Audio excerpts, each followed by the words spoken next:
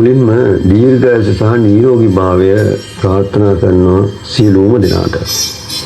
ඒත් එක්කම ඉතාම අපහසුතාවයන් මැද දීර්ඝ කාලයකට පස්සේ තමයි මේ වගේ අවස්ථාවක් මට යොදා ගන්න හැකියාව ලැබුණේ. ඉතින් මගේ කාර්යබහුල ජීවිතයේ රෝගීන් සුවපත් කිරීම කටයුතු වගේ මගේ පෞද්ගලික කටයුතු අතරමැද අවස්ථා කීපයක් උත්සාහ කළා තමයි මේ අවස්ථාව සාර්ථක කරගත්තේ. ඒකට හේතුව තමයි මම දැක්ක මගෙන් සුවය ලැබූ රෝගීන් කීප දෙනෙක් ඉතාම සුළු පිරිසක් දශම ගණනක් සුවය ලැබූ රෝගීන් අතර දශම ගණනක සංඛ්‍යාවක් එයාගේ අදහස් පළ කළා මට ස්තුතිවන්ත වෙන විදිහේ කමෙන්ට්ස් කීපයක් YouTube එකේ පළ කරලා තියෙනවා. මම මේක දැක්කම මම ඉතා සංවේදී වුණා. මොකද මම මේ කළා තියෙන්නේ කොච්චර ලොකු පුණ්‍ය කර්මයක්ද කියලා. මොකද ඒ අයගේ ශාරීරික අපහසුතා, ඒ නිසා විඳපු මානසික ගැටලු, ඒ වගේම ඒ රෝගයන් නිසා අත්වෙච්ච ආර්ථික තත්ත්වයන් මේ සියල්ල ඒගොල්ලෝ අවංකව අකුරු කරලා තිබුණා. ඒක දැක්කම මට ඇත්තටම ඇස් දෙකට කඳුළු ආවා. මම ගැන හරිම සතුටක් මට දැනුණා. මම කරපු ඒ පුණ්‍ය කර්මය කොච්චර වටිනවද කියලා. ඉතින් මේ ඊටාම සුළු පිරිස අතරට සියලුම දෙනා මේ ආකාරයෙන් කෘතගින සැලකීමක් විදිහට වගේම ඒ වේදනාව විඳිනයට මාර්ගෝපදේශකත්වයේ සැපයීමක් විදිහටත් අන් අයට මාර්ගය උදා කර දීමක් විදිහටත් මේ විදිහට තමන් විඳපු අත්දැකීම් අකුරු කළා නම් කොච්චර වටිනවද කියලා මට හිතුණා. මොකද මේ කීප දෙනා ඊටාම සුළු පිරිසක්, ඒ වගේම ඒ අයට බරපතල රෝග තත්ත්වයන් වුණාට ඒ රෝග තත්ත්වයන් මං බරපතල විදියට සලකපු ඒවා නෙමෙයි. මොකද මමත් බරපතල විදියට සලකපු මානසික රෝගයන් පවා මම සුව කරා.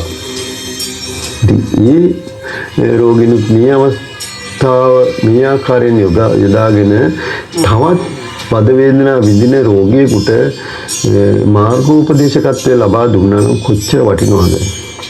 මේ වෙනකොටත් මේ දැන් මේ කතා කරන අවස්ථාවෙත් මට රෝගියෙක් කතා කළා. ඒ ජීවිතයත් මරණයත් අතර සටනක යෙදෙන කෙනෙක්.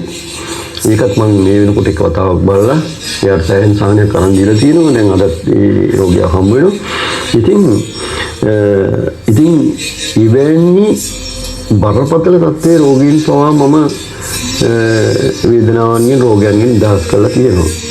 නමුත් මම ගොඩාක් මගේ මූලික පරමාර්ථය තමයි සුසුනාව සිතව කරන ප්‍රතිකර්මයන්. ඉතින් එහෙම කෙනෙක් ඉන්නවා නම් මට දුරකථන ඇමතුමක් ලබා දීලා කාලයක් දිනයක් වෙන් කරගෙන මම හමු වෙලා නොමිලේම මේ දේ කරගන්න පුළුවන්. ඖෂධ සඳහාත් වේදමක් යන්නේ නැහැ. ඉතින් මේ දැන් අපි මානසික ශක්තිය කියන එක තියෙනවා කිව්වට අපි ඒක දැකලා අත්විඳලා තිබුණේ නැහැ මීට කලින්. අන්නේ දකින්න අත්විඳින අවස්ථාව මම ඔබට නොමිලේම ලබා දීලා තියෙනවා. මෙහෙම එකක් තියනවාද? මේක ඇත්තද? මේකේ මොනවද කරන්න පුළුවන්? ඇත්තටම මගේ මානසික හැකියාවෙන් ශරීර අභ්‍යන්තරයේ අස්ථි වෙනස් කිරීම, අස්ථි නිවැරදි තත්ත්වයට වෙනස් කරනවා. කිසිම තෙරපීමක් භෞතික වශයෙන් නොකර. ඒ වගේම ස්නායු නහර අවහිරතා නිවැරදි කරනවා. ඉතින් ඉවැනි දේවල් මානසිකව කරන්න පුළුවන් කියන එක හිතන්නත් බෑ, අදහන්නත් බෑ. මම මේ දේ නොකරා නම් මටත් විශ්වාස කරන්න බෑ. මටත් විශ්වාස කරන්න බෑ මේ තත්ත්වය.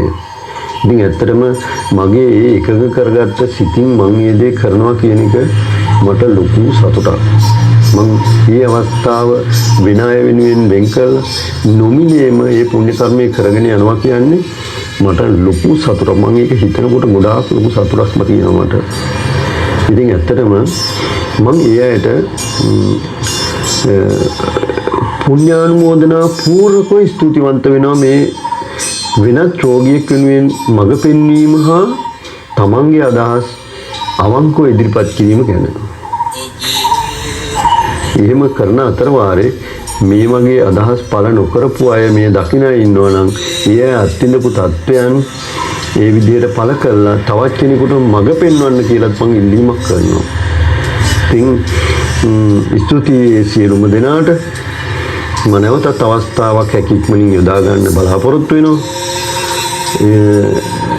නැවතත්ම ඔබ සියලුම දෙනාට දීර්ඝායුෂ සහ නිරෝගීභාවය ප්‍රාර්ථනා කරමින් මම අදට නිහඬ වෙනවා. ස්තුතියි.